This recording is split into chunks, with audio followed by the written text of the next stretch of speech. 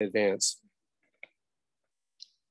My name is Stephen Conlon, and I will be your worship partner today, and I want to welcome you to Westminster. Our chalice lighting marks the beginning of our worship service. I will light mine and share our reading. Then I invite you to light yours, if you have one. And if you like, you can use the chat to post the name of the street name where the chalice was lit.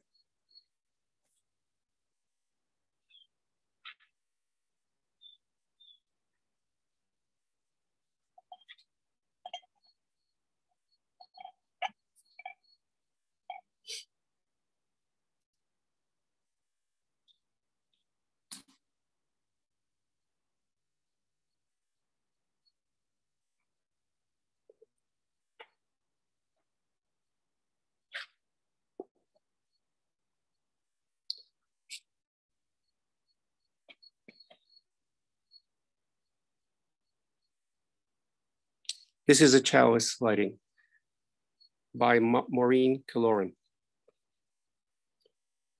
Love is the aspiration, the spirit that moves and inspires this faith we share. Rightly understood, love can nurture our spirits and transform the world. May the flame of this chalice honor and embody the power and the blessing of the love we need, the love we give, the love we are challenged always to remember and share.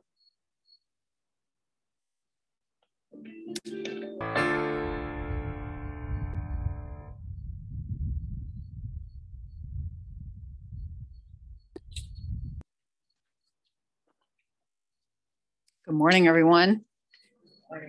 My name is Ellen Quadgrass, and I'm the minister here. And after a week of checking the weather every day, here we are anyway, because I was sure it was going to rain, but a little blessing. Third Sunday in a row, we're able to be here in person and online. So I'm really thrilled we can all be together this morning.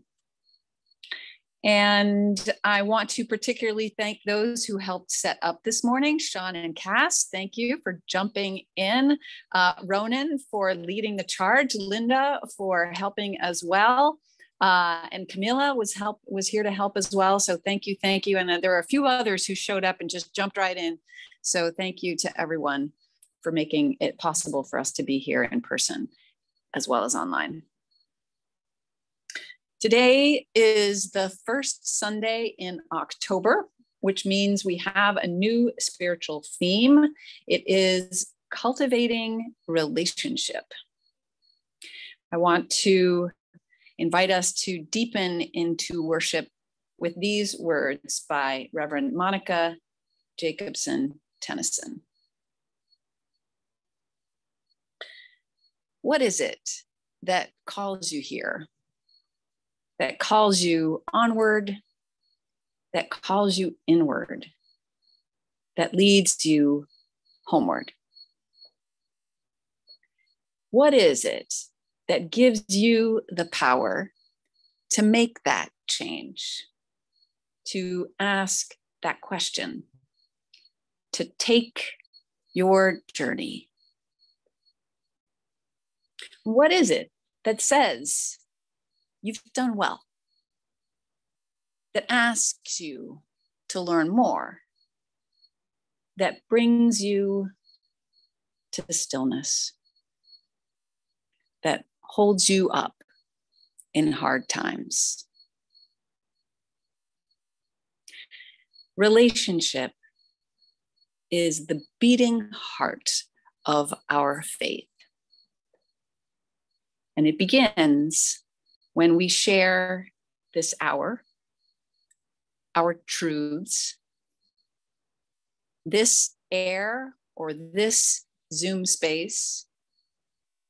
It begins when we share our hearts. Let us worship together. And let us join in singing our opening hymn. If you missed the e-blast, I think it was sent on Friday, there were some updated recommendations from the bridge team that the board approved. And we are now invited to sing with masks on. And of course, if you're at home, you can sing with gusto as you always have. Our first song is There's a River Flowing in My Soul. Please rise in body or in spirit.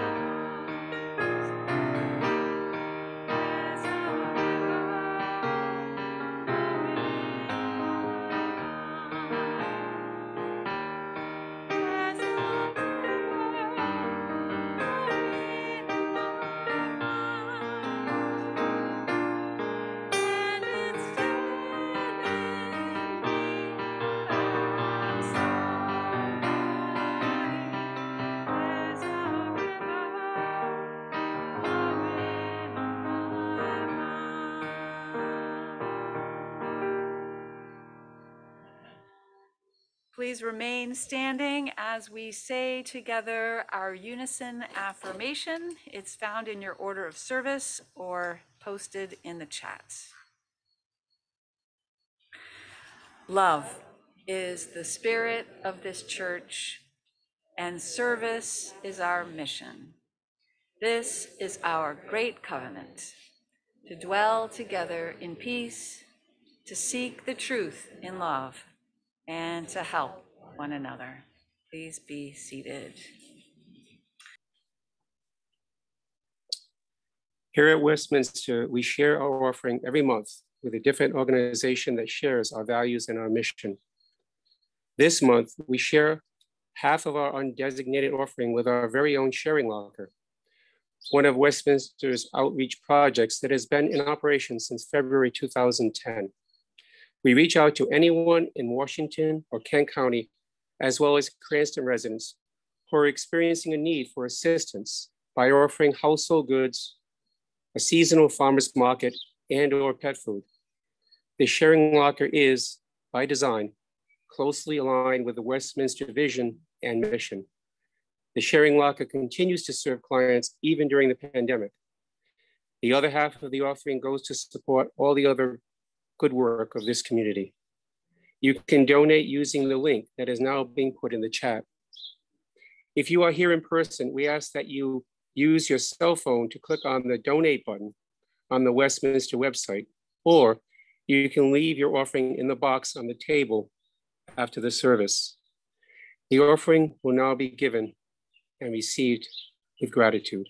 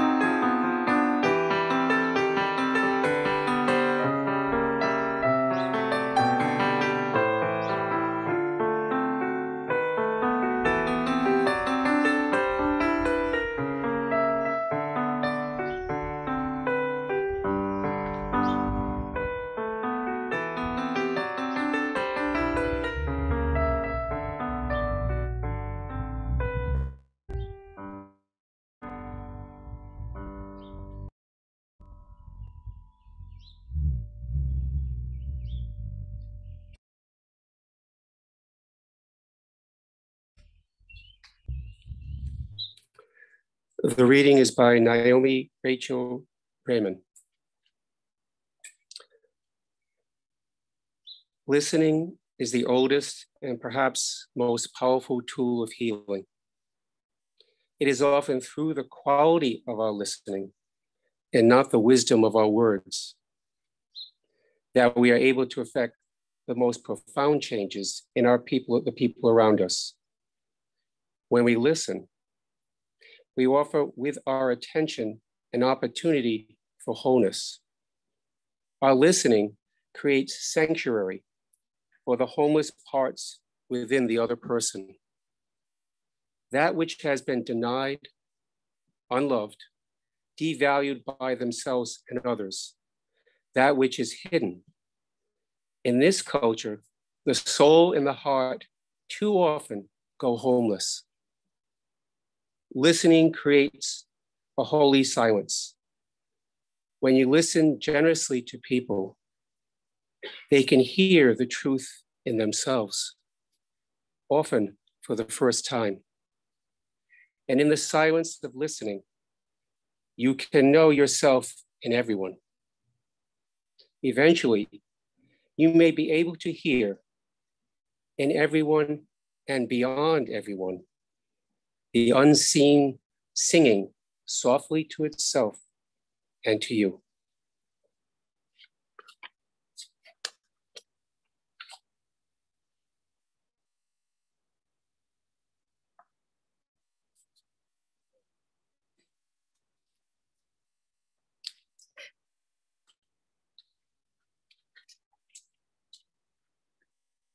Last week, I mentioned 3 aspects of congregational life that I believe help us to create a healing, energizing, positive force field here.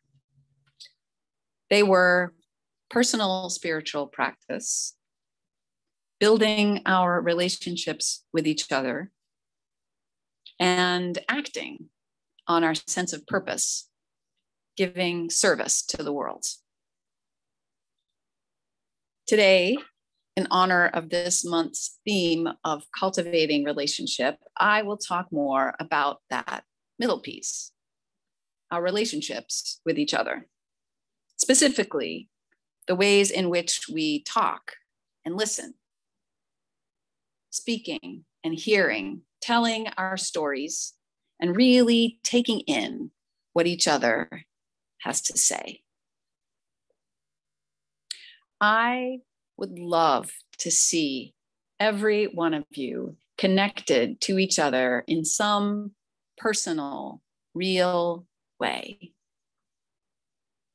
And while this can happen naturally over time, as you set up or take down chairs together, as you participate in hunger or Alzheimer's walks together, as you serve on committees or chat in book groups together. Still, I think one of the best ways to build deeper connections, one of the fastest ways to get to know others here beyond the superficial, one of the most satisfying ways to connect with a whole set of people you might otherwise not have known well is through connection groups, also known as covenant groups. They're groups that foster a kind of listening and sharing that can serve as a foundation for the rest of congregational life and even for the rest of your life. And I know I talk about this every year. And that's because we forget. There's so much that gets in the way of prioritizing relationship. And I can't tell you how many times I have heard people say, with these groups in particular, that they did not want to go. It did not seem important. They did not have the time, but they went anyway. And it was the best thing they could have done for themselves. But I don't want to spend this whole sermon talking about these groups and how great they are. Instead, I want to tell you some stories, paint some pictures for you of the power of speaking and listening and hearing in general, and how those can function in our lives. A reminder for us all. Beginning with someone named David Issei, a writer, speaker, documentary filmmaker who is passionate about people getting to tell their stories. People of all kinds from everywhere, all walks of life, talking to each other. He is the founder of StoryCorps, an organization dedicated to creating spaces for this to happen. Building literally story booths in train stations, malls, plazas, padded sound booths where people can go in and talk to each other and record their stories for posterity. Apparently, they've recorded more than 60,000 of these interviews, now stored in the Library of Congress. I was curious what the background was for this, what inspired David Issei to take up this challenge and create this organization, what motivated him? Apparently, through his filmmaking work, Issei interviewed a lot of people, as I say, from all walks of life. He noticed how much it mattered to people to be listened to. He could literally see people's backs straighten, he said, as they began to speak into the microphone. In 1998, he made a documentary about the last flop house hotels in the Bowery of Manhattan. Guys stayed in these cheap hotels for decades, living in cubicles the size of prison cells with chicken wire on top, so you couldn't jump from one room to the next. Later, he wrote a book about it. He remembers walking into a flop house with an early version of the book, and he showed one of the guys his page. The guy stood there staring at it in silence, and then grabbed the book out of Issei's hands and started running down the long, narrow hallway, shouting, "I exist, I exist." As Issei put it,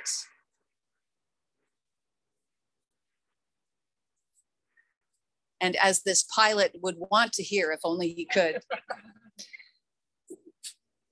listening is a profound act of respect. Really giving someone a gift, especially people who are not listened to or heard from. We all, he says, have the capacity to listen in this way.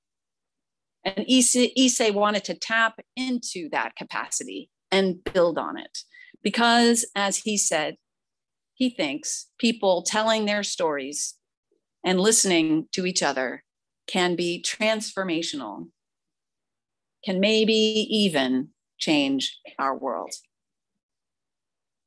So that's the first story, that we have the capacity to listen, and when we listen, that we all have the capacity to listen. And when we do, we affirm each other's worth, we give them a gift.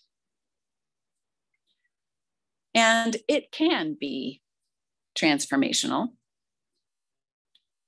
In one of his talks, Issei mentioned someone named Christian Picciolini, who gave the gift of listening to a group we normally do everything we can to block out.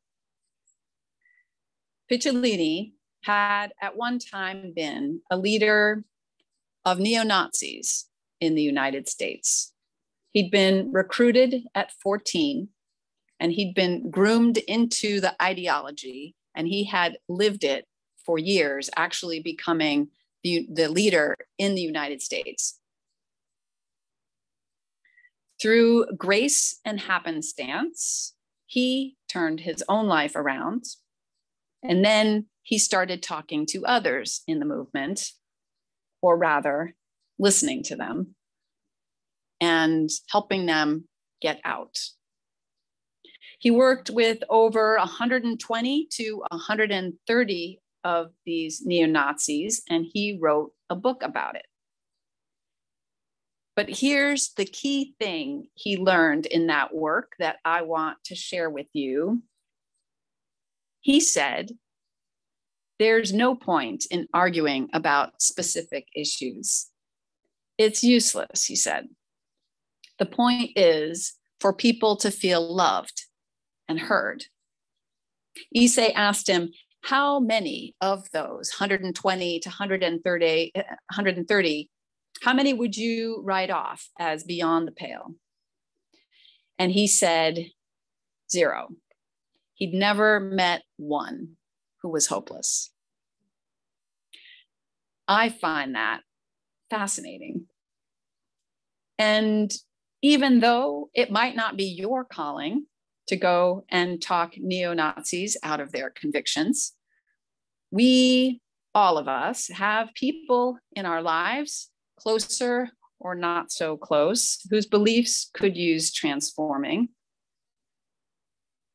And how often are we tempted to argue with them about the issues? And how might helping people feel loved and heard be the magic piece, which, speaking of forgetting, I forget all the time. But what a powerful way to live our faith beyond this place as an act of service, to just listen, affirm someone's humanity, hear someone out, and love them by listening. So that's the second story.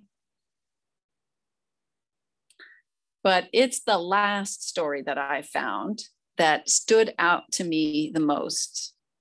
It's not only about giving the gift of listening, but receiving it. It's not just about affirming someone else, but allowing oneself to be affirmed, trusting enough to share, to allow someone into your story and see what happens when you do. This is by Auburn Sandstrom and was told at a Moth Story Hour. I've adapted it for our service today. So there she is one night. It's 1992, and she's folding and unfolding this little piece of paper with this number from a Christian counselor that her mom had given her. She's feeling very anxious, not wanting to make that call. And the way she tells it, she brings you right there into the anxiety, the fear, the withdrawal. She's curled up in a fetal position on the carpet, waiting for her husband, who is out looking for some of that stuff that she's in withdrawal from.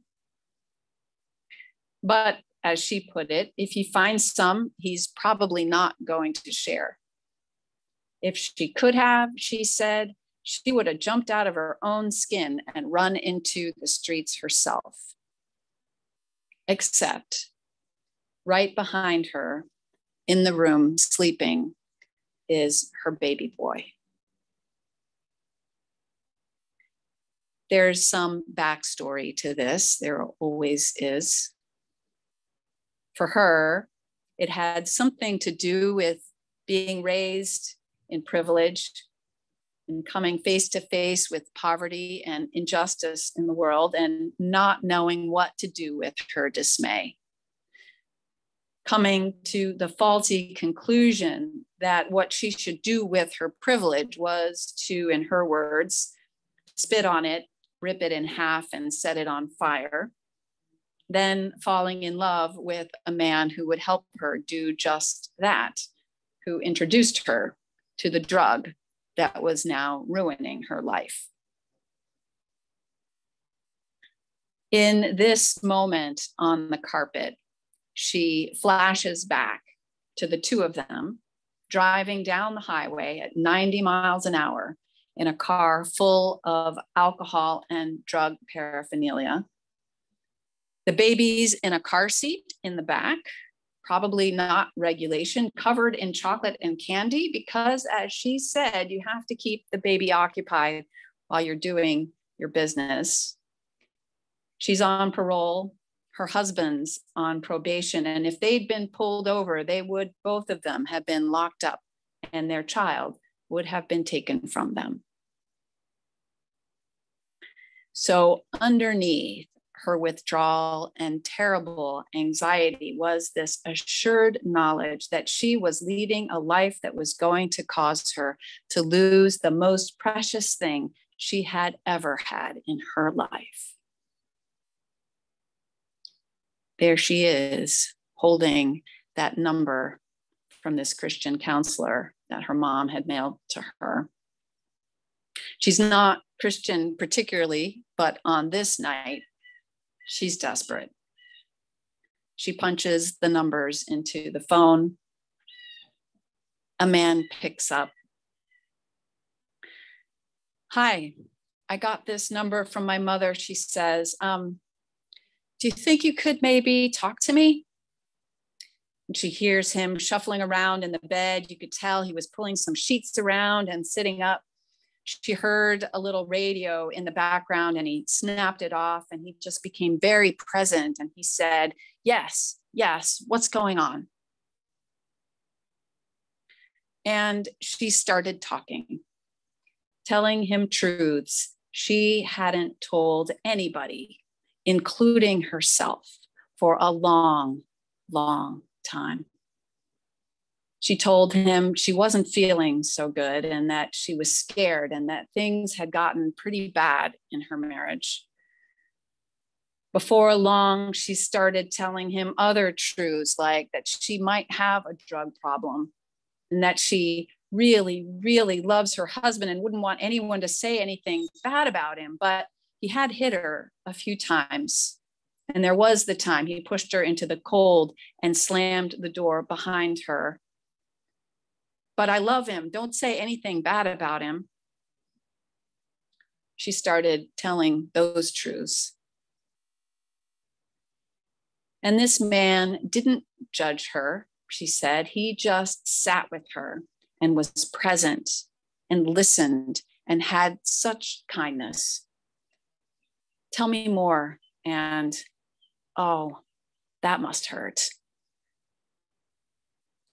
And you know, she said, she had probably made that call at 2 a.m.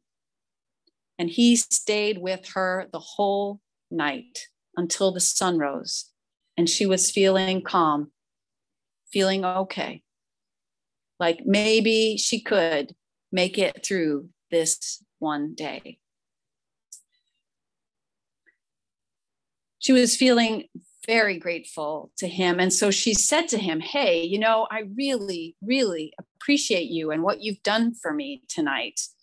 But aren't you supposed to be telling me to read some Bible verses or something? Because that'd be cool. I'd do it, you know." And he laughed and he said, "Well, I'm glad this was helpful to you." And she said, no, really, you're very, very good at this. How long have you been a Christian counselor? And he said, "Okay, Auburn, I've been trying to avoid this subject. I need you right now to not hang up. That number you called, wrong number." She didn't hang up on him. She never learned his name, never talked to him again. But she said she experienced something the following day she had heard called peace that passes understanding. She did not totally get her life together right away, she said, but something became possible, including taking that chocolate and candy covered baby boy and raising him up into a young honor scholar athlete who graduated from Princeton University with honors. Something had shifted for her.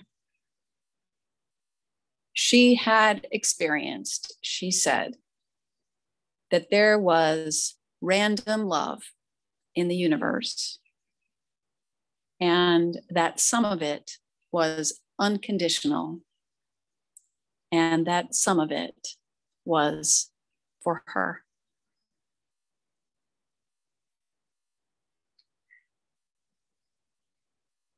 A chance to be listened to can mean so much to us humans.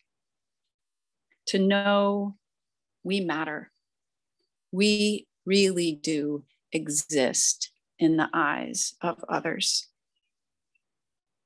A chance to get a glimpse of who we really are and what our own inner wisdom has been trying to tell us. We all have this gift to give. We all have this gift to receive. And we just might find that there is love in this universe, and that some of it is for us. May it be so. Amen. Let us join together in our closing hymn. It is When Our Heart is in a Holy Place. Please rise in body or in spirit.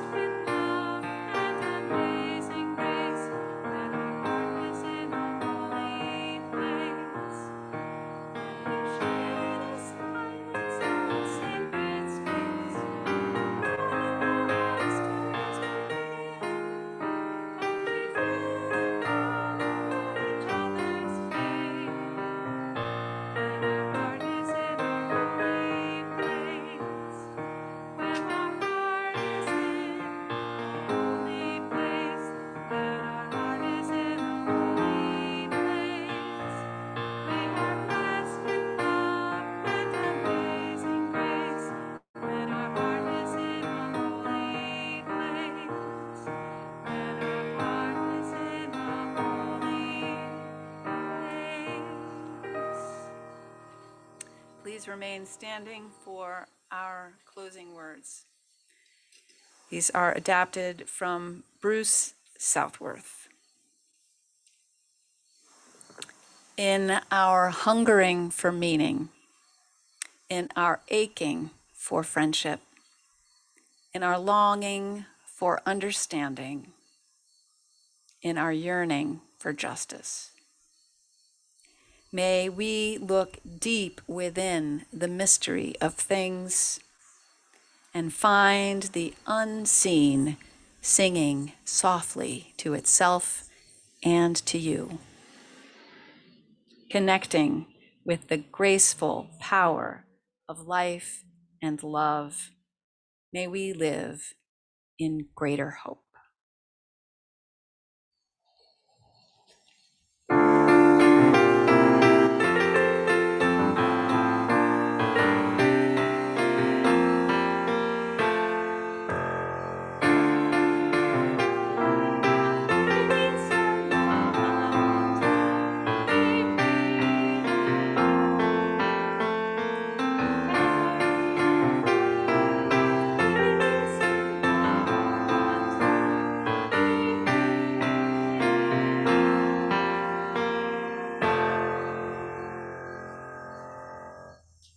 Amen. Go in peace. Just a